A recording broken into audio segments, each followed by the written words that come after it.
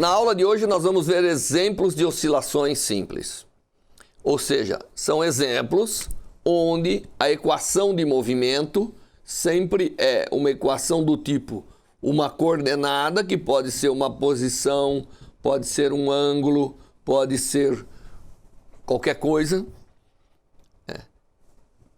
A segunda derivada ela é proporcional à função e o que aparece aqui é essa frequência. Essa frequência, ela normalmente é uma constante do sistema e, portanto, é interessante sabê-la.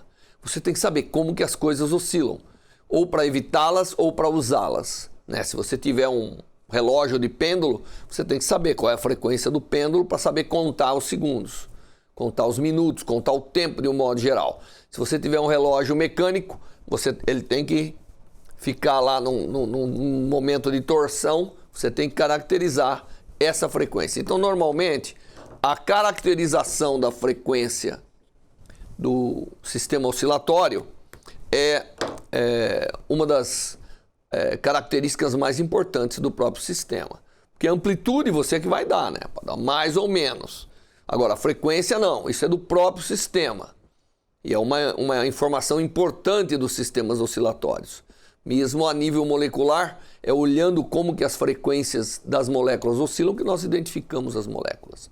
Muito bem, então nós temos essa equação e nós vamos partir para vários exemplos que me permitam determinar a frequência de oscilação. A solução sempre vai ser do tipo amplitude vezes a função trigonométrica da frequência vezes o tempo mais um delta. Sempre vai ser desse tipo. Tá bom? Muito bem, então o primeiro exemplo que eu vou ver é o exemplo do pêndulo simples.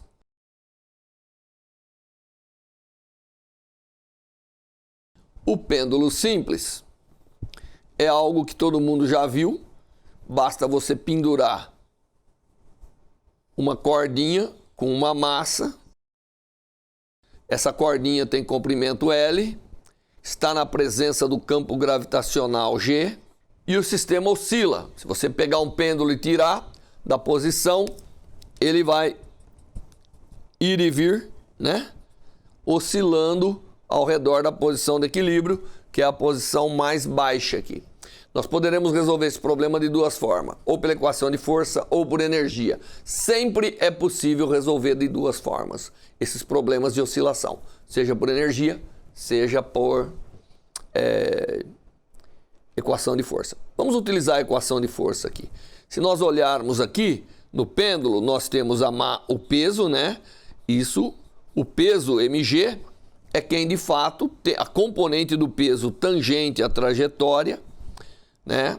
É quem tenta fazer com que o pêndulo volte à posição de equilíbrio.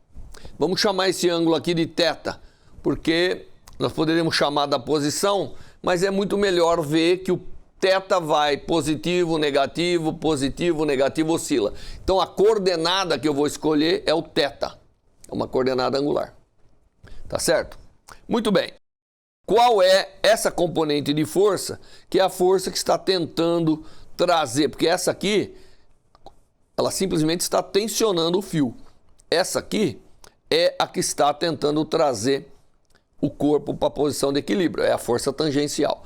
Lembre-se que esse ângulo também é θ, né, por construção, por ser essas duas retas são paralelas, cortadas por essa.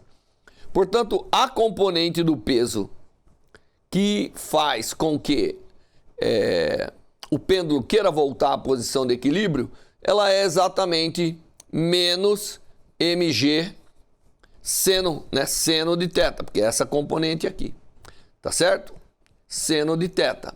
Essa é a força que está tentando fazer. Quando o θ é igual a zero, não há força. Quando o θ é negativo, a força inverte. Quando o θ é positivo, ela inverte. Por isso que eu botei o sinal negativo aqui. Isso é igual a quem? Bom, isso é igual à aceleração do sistema. Aceleração, que aceleração? Aceleração tangencial. Opa, aqui vou chamar de M maiúsculo, né? Para ser tudo igual. Então, a aceleração do sistema, ela você pode lembrar que a velocidade aqui, né? Ela é L vezes quem? vezes a velocidade angular, que é dθ dt. Então, a velocidade tangencial aqui do pêndulo, só para você entender, é o raio, que isso aqui é uma trajetória circular, vezes dθ dt, que é o ômega aqui em cada instante, vamos dizer. Tá certo? Então, a força é igual a massa vezes a aceleração, que é a segunda derivada disso. Porém, L é uma constante, fica a segunda derivada do θ. Essa é a equação de movimento para esse pêndulo. Obviamente, ela não é desse tipo, porque d2θ dt2 não está sendo proporcional a θ, está sendo proporcional ao seno do ângulo. Portanto, o caso do pêndulo não é uma oscilação harmônica simples sempre. Porém, então para pequenas oscilações,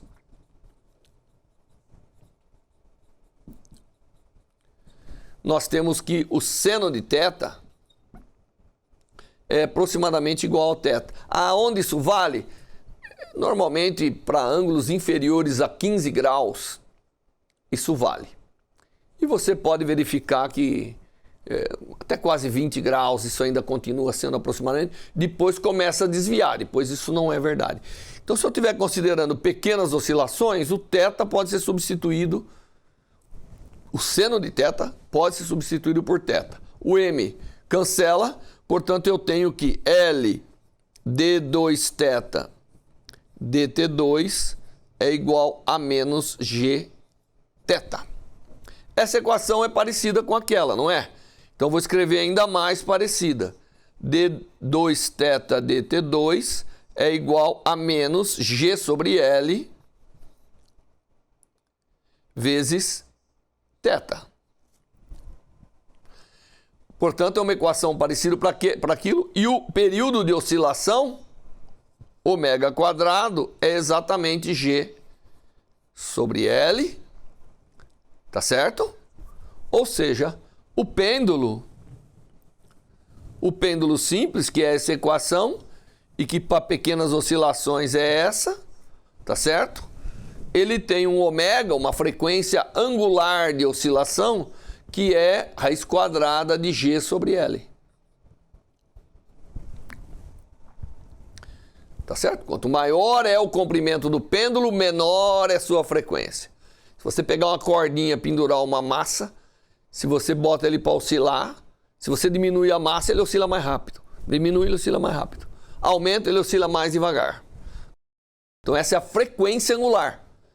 Como a frequência angular é 2π dividido pelo período, e isso é raiz de g sobre L, nós podemos tirar que o período de oscilação do pêndulo é 2π vezes raiz quadrada de L sobre g. É o inverso, né? Então, brincando com o L e com o G, você pode ter um pêndulo oscilando na frequência que você quiser.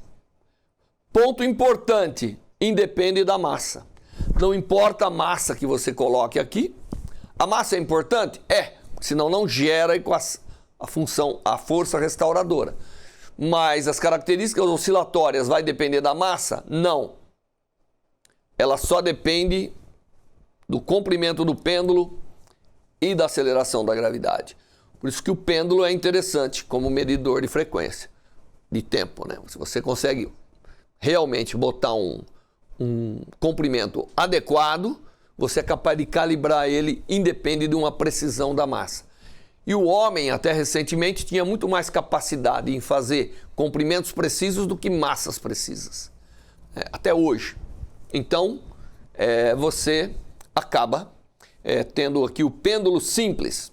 E você vê, a coordenada que a gente usou é a coordenada angular. Tá certo? Fica como lição de casa você resolver o pêndulo agora baseado na energia potencial. Dica: tome o zero do potencial a partir do ponto de equilíbrio. Aí você consegue, porque aí o quanto ele vai deslocar, você vai ver que vai ser L menos uma porção aqui que vai depender do cosseno e tudo isso. E você acaba então resolvendo o problema. Esse é o pêndulo simples, que é um dos elementos oscilatórios mais importantes que nós temos. Tá certo? A solução seria que θ é igual a um θ0 cosseno de ômega t mais um delta. Continua igual a solução. Certo? Muito bem. Pêndulo simples, então, é totalmente dominado, né, nesse curso. Opa, apaguei a minha equação mestra. Vamos pegar outro exemplo. Vamos pegar um outro exemplo de pêndulo. Dessa vez vamos pegar aqui, não o pêndulo simples, mas o chamado pêndulo de torção. Pêndulo de torção.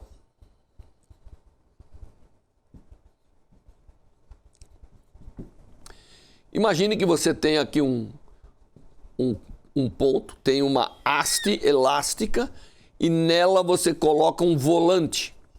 Ah, poderia ser uma barra, pode ser o que você quiser. A gente sempre resolve as coisas do ponto de vista genérico. Então, ele está paradinho aqui. Aí você pega e dá uma torcida. Então, você dá um deslocamento angular para o seu pêndulo. O que vai acontecer? Esse disco preso a esse fio que tem torção, como se fosse uma mola, ele tem uma característica elástica de torção, não é isso? Ele vai ficar oscilando aqui, nesse ângulo aqui. Nós vamos chamar esse ângulo de φ, que é o ângulo de deslocamento. Então ele tem um φ0 como maior amplitude e esse sistema agora vai oscilar. Então é o pêndulo de torção que chama. Esse disco fica rodando para lá e para cá. Tá certo? E nós queremos montar as equações para poder determinar com que frequência um pêndulo de torção oscila. Obviamente, envolve rotação de um corpo rígido, portanto, o que é importante saber é que esse corpo tem um momento de inércia, I. Então, esse corpo tem um momento de inércia I. E agora, então, nós vamos resolver o problema aplicando as leis de força. Da mesma maneira que eu tenho uma mola, quando eu distendo a mola, a força que aparece é proporcional ao deslocamento. Num pêndulo de torção, o torque que aparece, ele é proporcional ao deslocamento angular. Numa região que a gente chama linear. Se você for muito, aí começa a ter outras coisas acontecendo. Então você tem um torque. Nós aprendemos o que é torque em rotação do corpo rígido. E do pêndulo de torção, o torque que aparece, porque você desloca o disco, solta um torque e vai trazê-lo, vai restaurar o equilíbrio, que é rotação agora. Claro que é uma força, etc, tudo isso. Mas isso resulta num torque. Muito bem. Eu tenho um torque proporcional a isso. E nós sabemos que torque é igual ao momento de inércia vezes a aceleração angular. Nós aprendemos também isso na rotação de um corpo rígido. Então o problema está praticamente resolvido, porque eu tenho torque, eu tenho a equação de força, portanto, I vezes D2φ dt2 é igual a menos K. K agora é o elemento elástico de torção. Módulo elástico da torção do fio aqui. Então, claro, ele tem que ser caracterizado por um elemento elástico K. E você vê que eu já, de cara, bati na equação que a segunda derivada desse ângulo nada mais é do que uma constante de proporcionalidade vezes o próprio ângulo. Quem que é essa constante de proporcionalidade? É a frequência angular ao quadrado, que depende do módulo elástico e do momento de inércia. Se eu botar uma barra, um disco, um halteres, né, uma barra com duas massas, dependendo do que eu colocar, vai alterar o momento de inércia, vai alterar a frequência. Existem relógios antigos que funcionam com duas massas oscilando numa mola, tá certo? Então aí no caso o momento de inércia é diferente de um disco, mas continua sendo um pêndulo de torção, tá certo? Portanto, ômega, que é a frequência angular, é a raiz quadrada de K sobre I. Portanto, o período de oscilação, lembrando que ômega é 2π sobre o período, ele é 2π vezes a raiz quadrada do inverso disso aqui. Esse é o período de oscilação. Então você vê, eu posso determinar o período de oscilação de um pêndulo como esse. Aí a solução do ângulo φ é igual a um φ0 cosseno de ômega t mais um delta. E esse delta vai depender aonde que você quis começar a medir o seu tempo. Tá certo? Como eu disse, a fase depende da onde você começa a medir o tempo. Muito bem. Então nessa aula nós vimos dois tipos de pêndulo. Na próxima aula vamos ver mais alguns. Até lá.